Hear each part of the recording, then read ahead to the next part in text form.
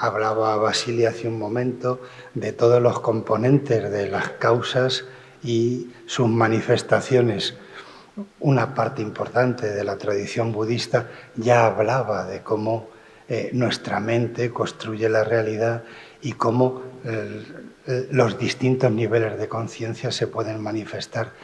En la tradición del budismo tibetano, muchos de los aspectos que aborda la ciencia actual son conceptos, conocimientos a los que se habían llegado por otras vías, que no tanto por la tecnología y los avances de las herramientas que ahora utilizamos.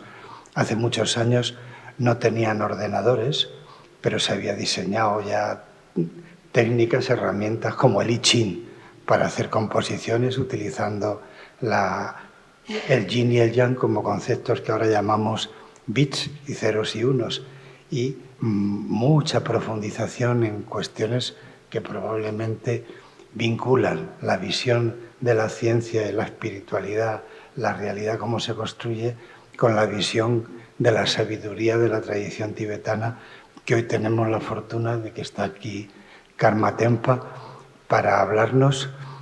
Yo haré la traducción simultánea del argentino, porque él procede de allá, tratando de acercarme lo posible a esa lengua que en principio parece cercana a nosotros. Karma Tempa, gracias por estar aquí y acercarnos a la tradición de la que eres experto y practicante.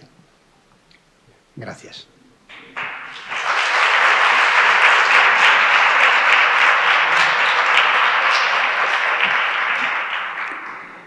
Muy bien, muchas gracias, Vicente. Soy argentino, sí, me contagié al nacer y tengo que convivir con ellos, ¿sí? Lo siento. Muchísimas gracias por vuestra presencia, tanto a los que estáis aquí como a los que nos seguís online. Muchísimas gracias, por supuesto, a todos los que han intervenido, todas las que han intervenido desde hace tanto tiempo, años, muchos años. Esto que estamos disfrutando y experimentando estos días es el producto de un arduo trabajo desde hace mucho tiempo. Muchas gracias a la Fundación Metta Hospice, muchas gracias a Vicente, Guillermina, a los técnicos que hoy nos están posibilitando estar de una forma práctica en contacto con ustedes. Voy a basarme en enseñanzas que he recibido, espero poder ser fiel a ellas, enseñanzas que he recibido de extraordinarios maestros y maestras, mis propios estudios y referencias, muchas de ellas referencias escritas, de las que me voy a valer para, por esta misma suerte de argentinidad, poder tener un relato coherente en lo limitado del tiempo, porque los temas que presentaré de manera casi esquemática nos insumirían mucho tiempo, en principio desde la epistemología y desde la filosofía. Basileios estaba hablando de Nagarjuna, uno de los pensadores de la escuela Madhyamaka, el eje vertebral, la columna vertebral del budismo Mahayana, el budismo tibetano. Voy a traer entonces desde esta lectura casi literal de algunos párrafos de esta herencia de sabiduría notable que procede desde muy atrás en el tiempo y espero poder expresarlo de una forma ordenada. El budismo tibetano es conocido, entre tantas otras cosas, por los extensos y precisos mapas que describen, según su visión, qué recorridos transitará la mente cuando abandone el cuerpo. Pero al mismo tiempo también es reconocido por contar con una espiritualidad muy arraigada en lo terrenal, en el quehacer cotidiano, en la relación intrapersonal, en la relación interpersonal, fundamentalmente en la promoción del cuidado hacia todos los seres sensibles, desde el estudio y la práctica de la compasión y de la sabiduría de la no dualidad. Durante esta exposición presentaré brevemente el encuentro entre lo trascendental y lo cotidiano. Me quedo también con esta bella frase de cómo podemos hacer visible lo invisible, cómo podemos visibilizar lo que está de forma inherente a nuestra existencia, de forma inherente a nuestro corazón, de forma inherente a nuestra mente.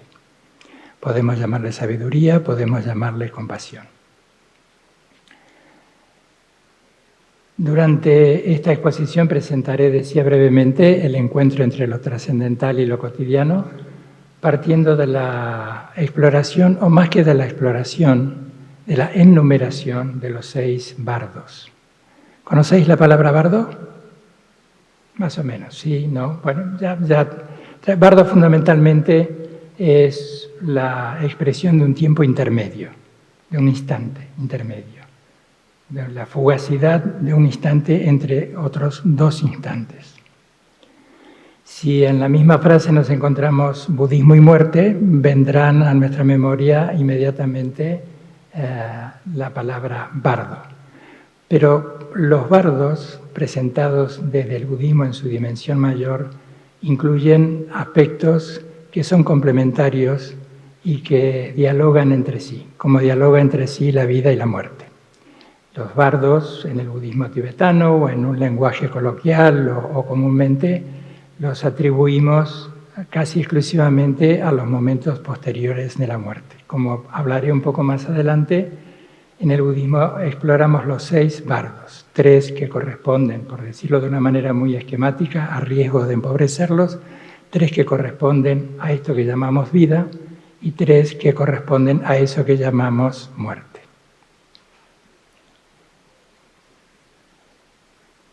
Los bardos, en definitiva, lo que están, aunque parezcan por su exposición y su presentación pedagógica momentos estancos, lo que están hablando es del diálogo constante entre la impermanencia y la interdependencia.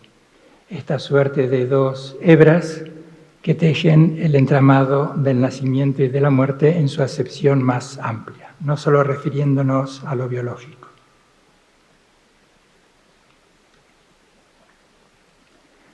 En este ámbito, el budismo ofrece importantes instrucciones que nos alientan a utilizar, a basarnos, a aprovechar, a trabajar, tanto con la felicidad como con el sufrimiento, como caminos hacia una comprensión mayor de esto que llamamos realidad. Lo que sin duda supone un despertar indispensable para conducirnos hacia una vida espiritual con los pies en la tierra, pero también con una mirada abierta hacia el horizonte y hacia el proceso de morir. Desde la perspectiva budista, la muerte no significa únicamente llegar a un fin, también significa llegar a un principio. La muerte es uno de los tantos procesos de cambio, tal vez el más evidente, sin duda uno de los que más nos interpelan, de los que más nos entristece, de los que más nos hace doler, pero también una de las situaciones que más nos acercan hacia lo trascendental y a una comunicación mucho más íntima.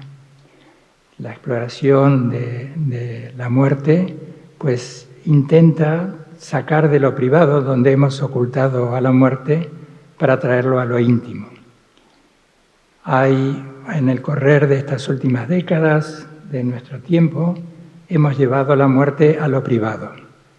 Lo hemos encerrado y ni siquiera conversamos, o rara vez conversamos incluso en lo privado con nosotros mismos sobre la muerte. Hablar de los bardos, hablar de la vida, hablar de la muerte, hablar de todo lo que los extraordinarios ponentes están trayendo a nuestro conocimiento estos días, es hablar de lo íntimo, de aquello que nos trasciende, de aquello que va más allá de lo limitante de nuestra personalidad. aquello que nos contacta y nos conecta con esa cualidad mucho más profunda. Voy a basarme otra vez en esta idea de cómo podemos hacer visible lo invisible. Cuando nos miramos, cuando nos reconocemos, cuando nos abrazamos, cuando compartimos una lágrima, cuando prestamos nuestra dignidad hasta que el otro recupere la propia. ¿Cómo podemos explorar para que no parezca la presentación de los bardos en una mera descripción mecánica de sucesos que acontecerán en algún momento y que poco tienen que ver con nosotros? Tal vez en los bardos encontramos lo que más tiene que ver con nosotros, que está allí presente en este diálogo constante, en esta dupla, en este diálogo de vida y de muerte. Decía entonces que desde la perspectiva budista la muerte no significa únicamente llegar a un fin, también significa llegar a un principio. La muerte es un proceso de cambio. Terminar en sí mismo no es ni positivo ni negativo, sino tan solo es la realidad, o esto que llamamos realidad, esta convención tácita de lo que llamamos realidad y donde las cosas simplemente suceden. Desde la visión budista más profunda, lo que llamamos vida es casi como una ilusión. Ahora, vaya ilusión.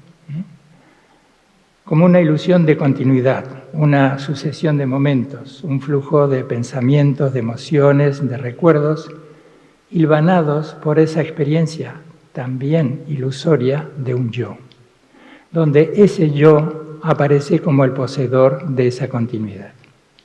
De hecho, todo esto se explora de formas múltiples en las distintas escuelas filosóficas. En las escuelas budistas, la que más conozco es la escuela budista Mahayana, de la cual el budismo tibetano es una de las otras expresiones. Hablábamos recién del koan, de la tradición budista Zen. Ambas pertenecen a la escuela Mahayana, donde el pensamiento central es el Mula Madhyakakarika, el pensamiento del camino medio de Nagarjuna, Chandakirti y otros comentarios, exégesis, shastras en sánscrito, donde se observa, se explora una preciosa joya mirando sus distintas facetas.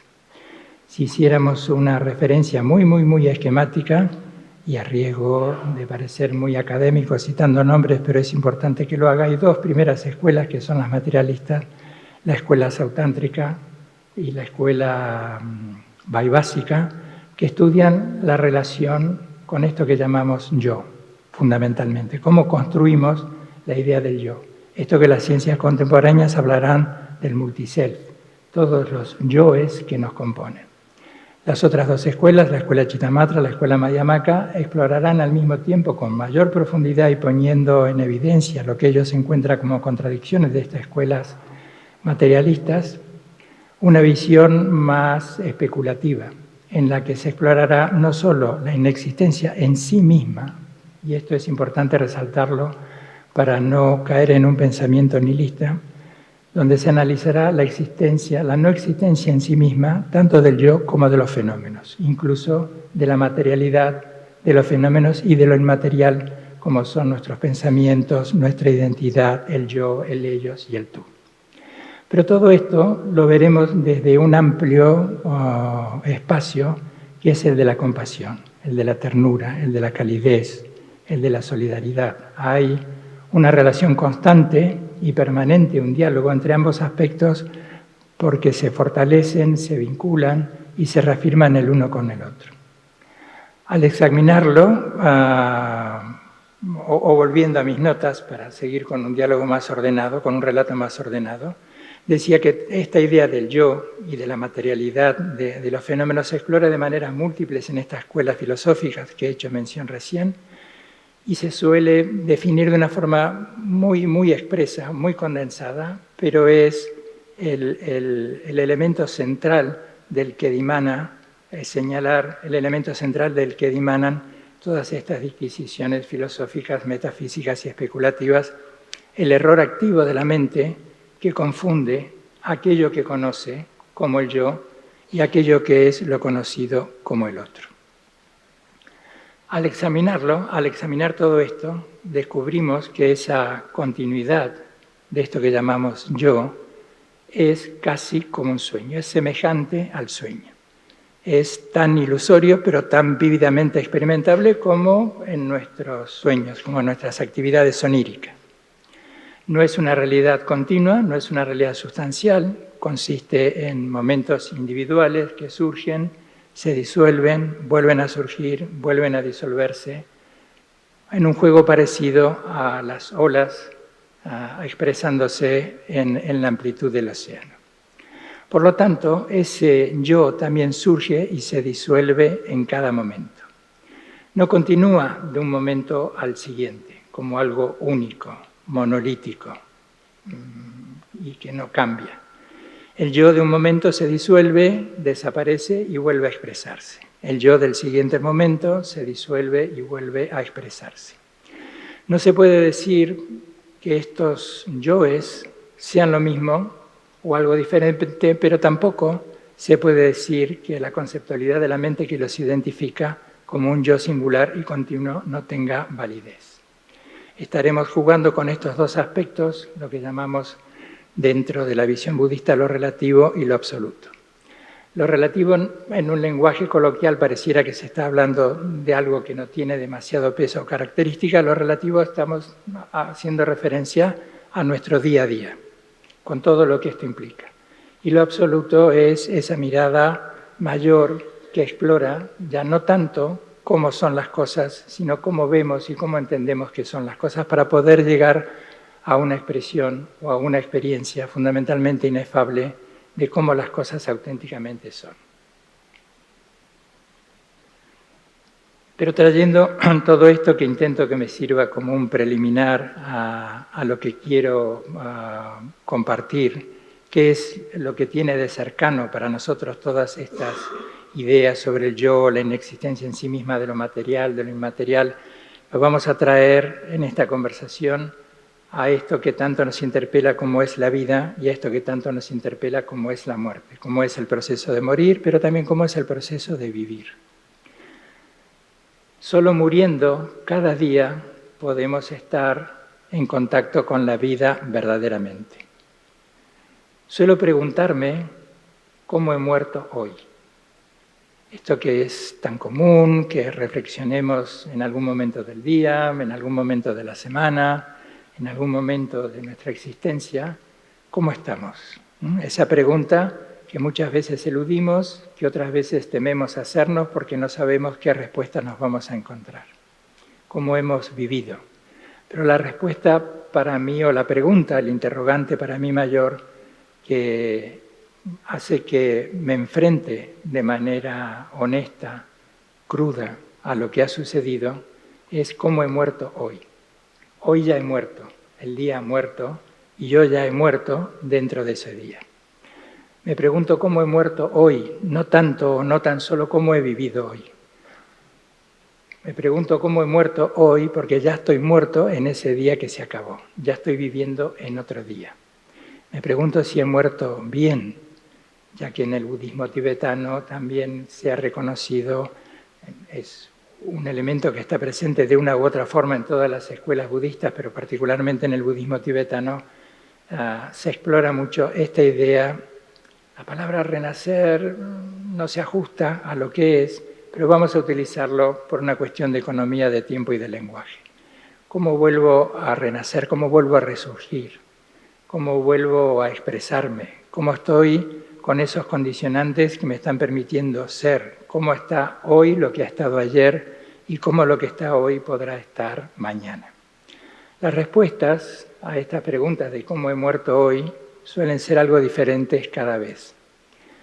Pero suelo sentirme a gusto conmigo cuando me respondo que hoy he muerto bien, entendiendo que morir bien es el preámbulo de renacer en el nuevo día, dejando atrás cargas innecesarias como el enojo, la decepción, la irritación, el temor, el deseo sin más, la frustración, la angustia, la tristeza, la desconfianza, la frivolidad. Me pregunto cómo puedo renacer en ese momento, en ese bardo, entre el día que ha culminado y este nuevo que se está avecinando, ¿cómo puedo renacer predisponiéndome para la ternura, para el afecto, para la solidaridad, para la sencillez, para la humildad, para el buen humor? Podríamos decir metafóricamente, y no tan metafóricamente, que vivir y dejar esta vida se asemeja mucho a un viaje constante, un viaje permanente. El viaje que estamos haciendo, que no es otra cosa más que una travesía de la mente. Aunque físicamente nos desplacemos por geografías, por territorios, en realidad todo se resume que todo es una experiencia de nuestra mente. Así que este viaje que estamos haciendo en esto que llamamos vida, y este viaje, según la visión budista, que se hará en los momentos previos, en el momento en sí, en los momentos posteriores a esto que llamamos muerte, es una experiencia de nuestra mente. De allí, para el budismo vajrayana, para el budismo tibetano, la importancia de irnos preparando en esta vida, porque no es tan distinto a lo que ocurrirá en nuestra mente en esos tiempos extraordinarios que son desconocidos, pero que podemos tener cierta familiaridad si nos vamos entrenando y si nos vamos preparando en esto que conocemos más, pero que es casi como una ilusión y no es tan distinto a lo que estos extensos mapas y precisos mapas del budismo tibetano nos acercan. Nos encontramos siempre en tránsito, entre dos puntos. No estamos ni en el pasado, no estamos ni en el futuro, estamos insertos entre el ayer y el mañana. Ya que se citaba Nagarjuna, cuando desde el Mula Madhyakarika se cuestiona la idea del tiempo, se afirma que el presente, el futuro y el pasado en realidad no existen, porque cada uno es codependiente del otro. Para hablar de presente tendrían que estar al mismo tiempo el pasado y el futuro. Para hablar de futuro tendrían que estar al mismo tiempo el pasado y el presente. Para hablar de pasado tendrían que estar al mismo tiempo el presente y el futuro. Sin duda que esto no lo vivimos de esta manera. En lo convencional algo ha sucedido un tiempo atrás, algo está sucediendo y suponemos que algo sucederá. Pero el acercarnos a tomarnos un tiempo para la reflexión, para la práctica contemplativa, nos acerca o nos ayuda a abrir esas puertas que a través de la física, de la metafísica, irnos explorando cómo conformamos nuestros mapas mentales y cómo nos aferramos a eso que damos como la verdad de las cosas. En un punto hay cierta vanidad en el ser humano de otorgarle el viso de realidad a todo aquello que experimenta, cuando en realidad, más que acontecimientos y sucesos, el diálogo constante entre la impermanencia y la interdependencia cuestionan esta idea desde la mirada mayor, desde la mirada absoluta, de las cosas como auténticamente son, como si tuvieran principio y final, como si tuvieran un principio en la vida y como si tuvieran un final de esta vida.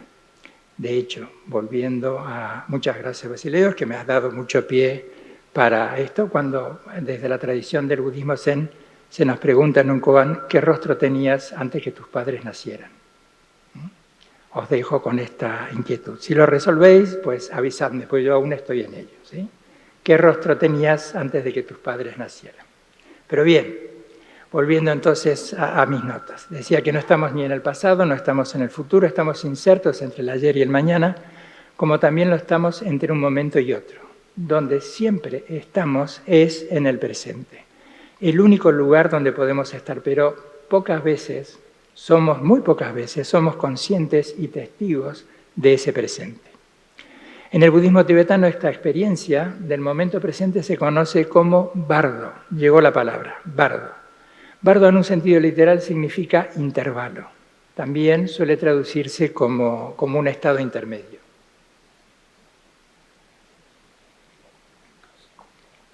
Así que podemos decir que cada vez que estamos entre dos momentos, nos encontramos en un estado de bardo. Por ejemplo, ahora estamos en el bardo de esta actividad. Antes estábamos en casa, veníamos del trabajo, otros llegamos de nuestras ciudades, estamos aquí y todo lo que ha reunido se disgrega, en un momento esto se habrá disuelto y esto que está siendo una experiencia de nuestra mente seguirá siendo una experiencia de nuestra mente, no desaparece. solo que se manifiesta de otra forma. Y cada uno pues seguimos en ese viaje constante en el que nos hallamos inmersos. El momento pasado ha cesado, el momento futuro no ha surgido aún. Hay una suerte de hueco, un sentido del ahora, una apertura pura antes de la aparición de lo que sigue, ya sea nuestro siguiente pensamiento o nuestra siguiente vida. De hecho, a veces nos solemos despedir con un tono irónico o gracioso de hasta mañana o hasta la próxima vida. Entre los sistemas más... ahora sí. De acuerdo con las enseñanzas del budismo tibetano, puede decirse que la esencia del camino espiritual empieza y termina en el momento presente. Todas sus amplias tradiciones filosóficas y meditativas apuntan a este estado de simplicidad. Entre los sistemas más reconocidos y provocadores se encuentran las enseñanzas tántricas de los 6 bardos o estados intermedios de la existencia. En particular, estas enseñanzas describen 6 conjuntos distinguibles de experiencias. 3 que se relacionan con esta vida y 3 que se relacionan con las experiencias de la muerte, de la agonía, de la muerte y los momentos posteriores a esto que llamamos muerte. Cuando los 6 bardos se ven en conjunto, advertimos que abarcan el espectro completo de nuestra experiencia como seres conscientes, tanto en la vida como en la muerte. Estas enseñanzas, las enseñanzas sobre los 6 bardos, nos señalan la continuidad fundamental de la mente a través de todos los estados de existencia.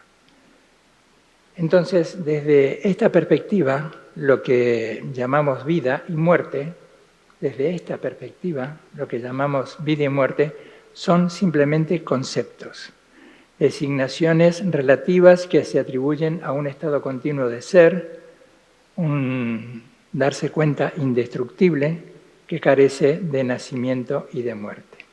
Pero vuelvo a resaltar esto. Esto es como la mirada de laboratorio. Suelo el mismo ejemplo, dar siempre el mismo ejemplo. Imagínate que eres un físico que estás en tu laboratorio trabajando y analizando la identidad de la materia. Y estás en un paradigma, estás en una visión, estás en un contexto y te manejas dentro de ese contexto.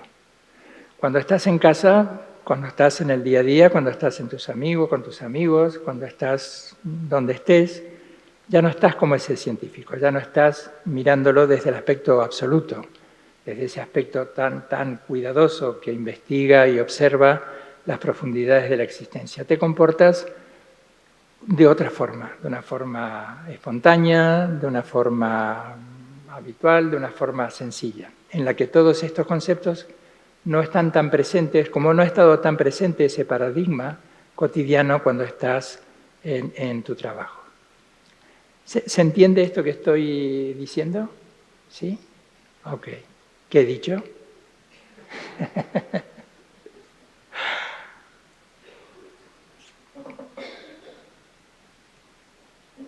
Decía entonces que desde esta perspectiva, desde este paradigma, porque con esto no quiero que quede la idea que estamos desconociendo el dolor, el sufrimiento, el pesar, la tristeza, el miedo que nos produce la muerte, el de nuestros seres queridos y el de nuestra propia, y el pensar en nuestra propia finitud, sino que estamos tratando de analizarlos. Vicente en la presentación hablaba como de 2 tipos de gafas, la gafa científica, la gafa de lo espiritual, de lo religioso, pues ahora yo traería estas otras 2 gafas, la de lo relativo, la de lo cotidiano, que no desmerece que no debe desmerecer nuestra atención, que no nos lleve desde la mirada de lo absoluto a despreciar, a desconocer o a descuidar lo relativo. De hecho, se suele relatar siempre que hace muchos años en Nepal, cuando Dudjom Rinpoche, un extraordinario maestro de una de las escuelas del budismo tibetano, estaba llevando a cabo los rituales tan extensos por la muerte de su propia hija, había momentos en los que quebraba el dolor, quebraba y interrumpía en un llanto, irrumpía en un llanto inconsolable. Entonces, algunos de sus alumnos, sus discípulos más directos, juntaron coraje y le increparon al maestro porque encontraban que había una contradicción en todas sus enseñanzas que hablaba: la muerte no existe, todo es como una ilusión. Y entonces él dijo: es así, todo es como una ilusión, mi hija es una ilusión, pero cómo duele esta ilusión. Yo creo que este breve relato, esta anécdota, pues conjuga muy bien cómo deben dialogar lo absoluto y lo relativo, lo cotidiano y lo trascendental. Decíamos entonces que desde esta perspectiva lo que llamamos vida y muerte son simplemente conceptos, designaciones relativas que se atribuyen a un estado continuo del ser, un darse cuenta indestructible, esta es la cualidad última de la naturaleza de nuestra mente, que carece de nacimiento y de muerte. Si bien la impermanencia, el constante ir y venir de la aparición y de la disolución, caracteriza a todos los fenómenos que podemos ver, oír, probar, tocar o concebir mentalmente, pero esta mente pura, primordialmente vamos a escribirla con una M mayúscula, resiste todas las transiciones y trasciende todas las fronteras creadas por el pensamiento dualista. Podríamos reemplazar, para hacerlo más cercano, la idea de esta mente pura y primordial a la naturaleza noble y hospitalaria de nuestro corazón trascendental. Aunque podamos aferrarnos a esta vida y temer su fin, más allá de la muerte, para el paradigma budista, más allá de la muerte hay mente. Y donde hay mente, hay un despliegue ininterrumpido, espacioso, radiante y continuo. Eso es lo que se entrena cuando se estudia los 6 bardos, y en lo que hace referencia al bardo de la meditación, pues a experiencias que se logran con muchos años de práctica. Esto no sucede de un día para otro y con poco tiempo dedicado y poca preparación, poca intención, poca formación y poca práctica. Esto sucede, pero es necesario un esfuerzo mayor, como en cualquier proceso de experiencia o de realización mayor. La implicación debe ser, y la disciplina debe ser un elemento importante.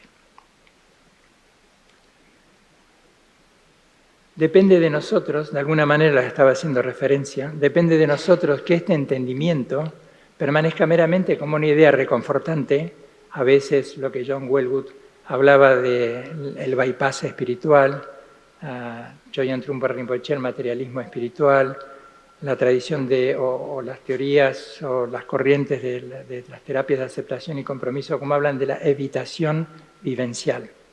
Y a veces incluso dentro de lo que vamos a llamar población o comunidad budista, también intuyo que la idea de que hay vida de esta mente, que hay una continuidad de nuestra mente, es como un atajo para calmar nuestro dolor ante la incertidumbre y ante el desconocimiento de lo que sucederá en esto que llamamos el pasaje hacia la muerte.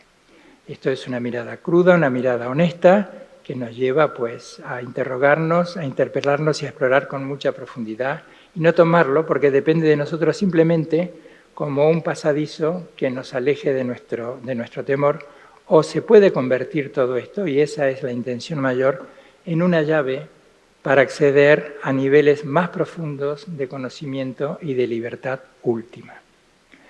No somos libres mientras no reconozcamos la verdadera naturaleza última de nuestra mente. Esa naturaleza, para el budismo, es esa sabiduría luminosa, vacía de sí misma, ese darse cuenta primordialmente puro, el estado despierto que trasciende toda dualidad.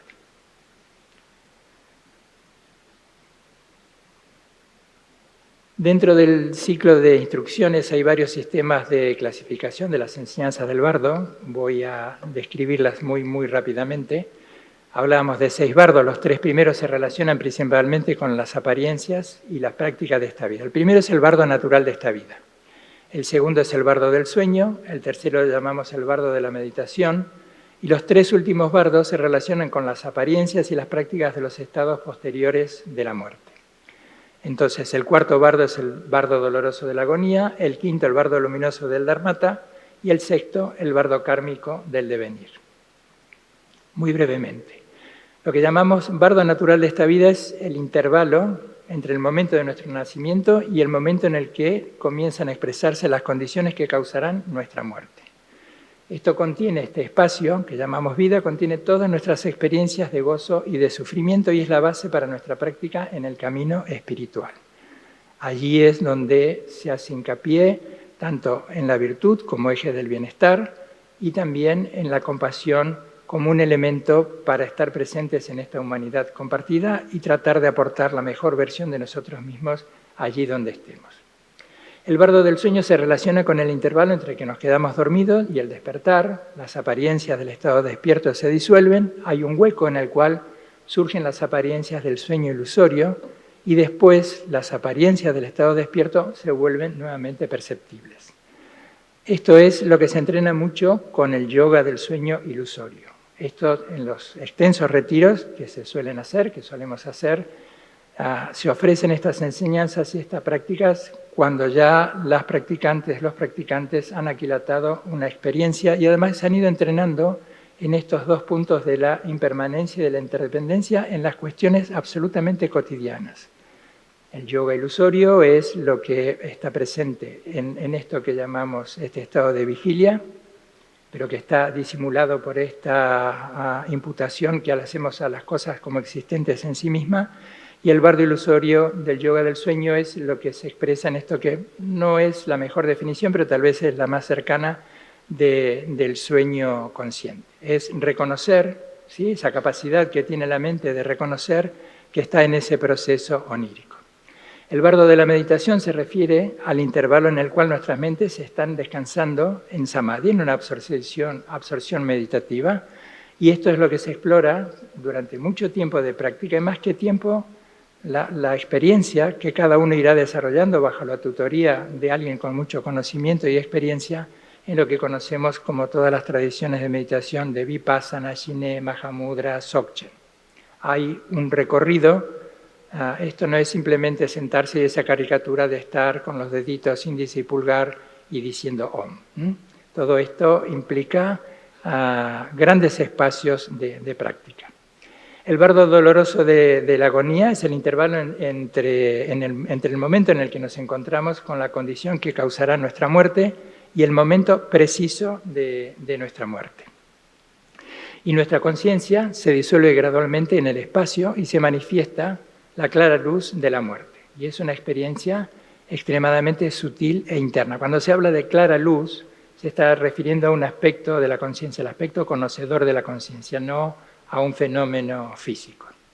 El bardo luminoso del Dharmata es el intervalo que empieza inmediatamente después del momento de la muerte y termina cuando entramos en el bardo del devenir. En ese momento, las apariencias vacías de sí mismas, pero luminosas, es decir, son reconocidas por esta naturaleza primordial y completamente pura de la mente, surgen vívidamente.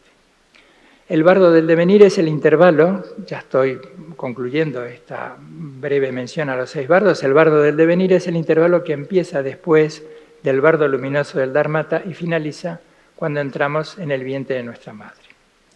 Estos bardos se despliegan según el paradigma budista, al no haber reconocido la naturaleza de nuestra mente y al no haber alcanzado la liberación o el despertar. Despertar de un estado de inconsciencia como el actual, aunque sepamos cómo desplazarnos y seamos en muchos aspectos prácticos y resolutivos, pero hay un punto de inconsciencia para el budismo, eso que llamamos ignorancia, que muchas veces se suelen sentir interpelados los oyentes cuando se habla de ignorancia, y es ese error activo de la mente que da por cierto que todo lo que percibe, que percibir es interpretar, existe en sí mismo. En definitiva, que estamos construyendo nuestra realidad de acuerdo a nuestra percepción, de acuerdo a nuestro sentir. Llegan las buenas noticias, ya voy a ir concluyendo, ¿sí? Quiero acabar esta presentación, que vuelvo a agradecer este espacio y a vuestra paciencia, con aquello que nos ha convocado, que era la ciencia y la espiritualidad. ¿Dónde se encuentran el científico y lo religioso? ¿Dónde se encuentra la ciencia con lo espiritual, con lo religioso? Para mí, se encuentran tanto cuando el científico como el religioso abren la puerta del egocentrismo claustrofóbico del yo para recibir el dolor y el sufrimiento del otro y el propio en la sencillez del corazón. En el caso del proceso de morir, esa sencillez alimenta el hacer y el estar en cualquier actividad, la científica, la religiosa, la cotidianeidad, lo trascendental. Esta sencillez es la presencia de lo espiritual en lo complejo.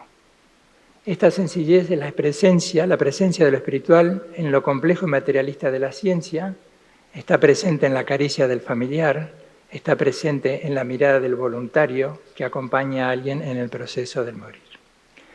Es la invitación a la suavidad, la invitación a la amabilidad, la invitación a la suavidad y a la amabilidad con uno mismo, autocompasión, y la invitación a la suavidad y a la amabilidad con los demás, compasión. La espiritualidad suaviza las leyes de la mecánica del mundo y suavizan las leyes biológicas del nacimiento y de la muerte. En el proceso de morir es la invitación a encontrarse con curiosidad y con confianza con lo que nos atemoriza, y de allí surgirá el valor, y es también acercarnos con curiosidad y con confianza a aquello que entendemos que nos humilla, pero podemos encontrar allí la dignidad.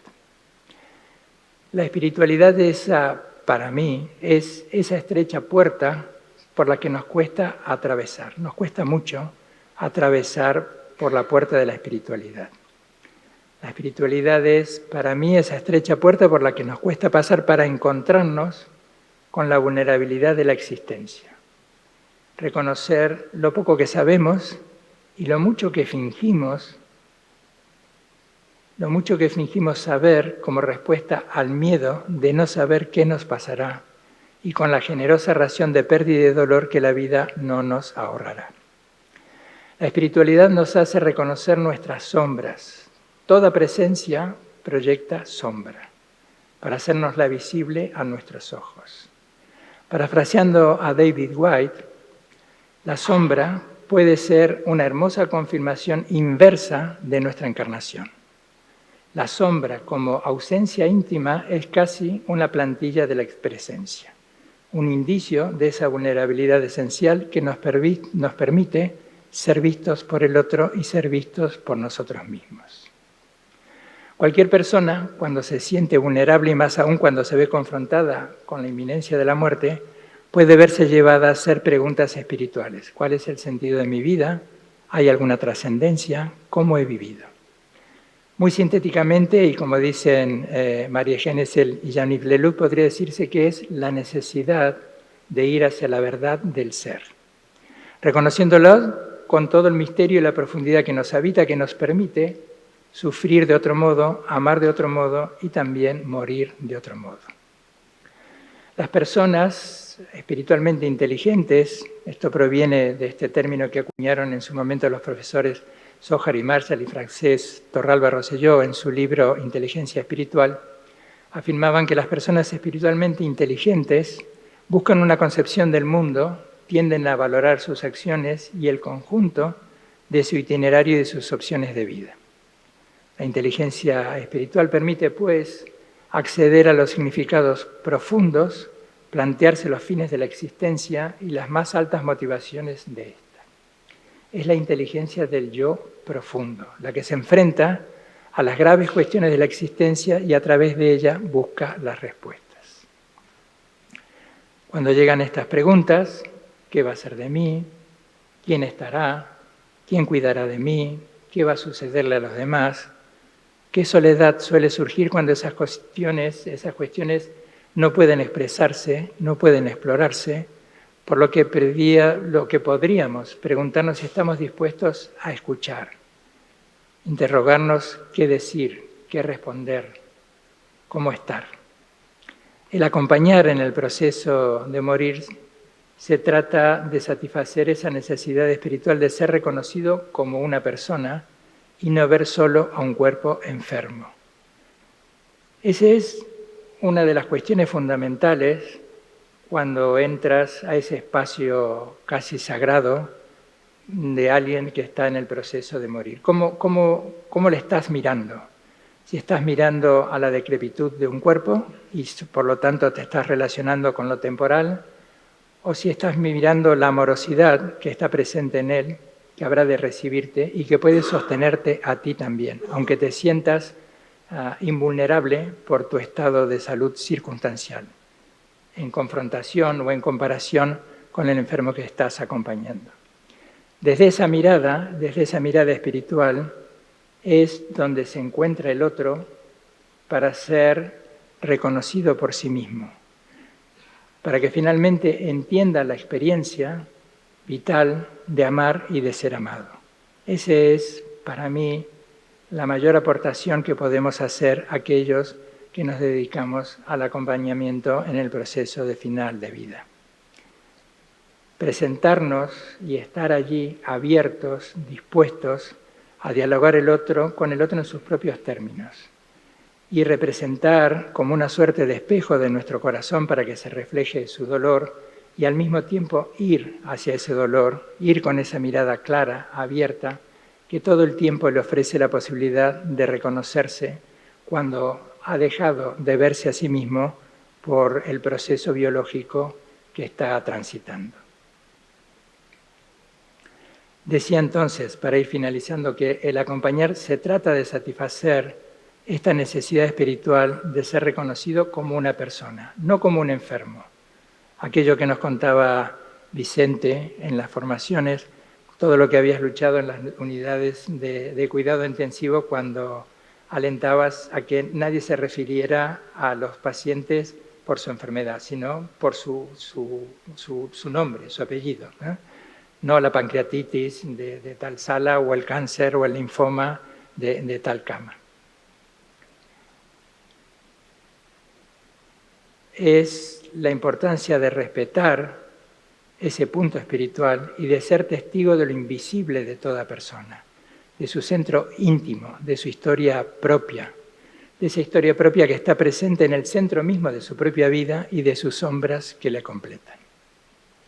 Finalizando ya, la necesidad de todo humano es sentirse hasta el final, si es que existe tal cosa como final, la necesidad de todo ser humano es sentirse capaz de amar y de ser amado.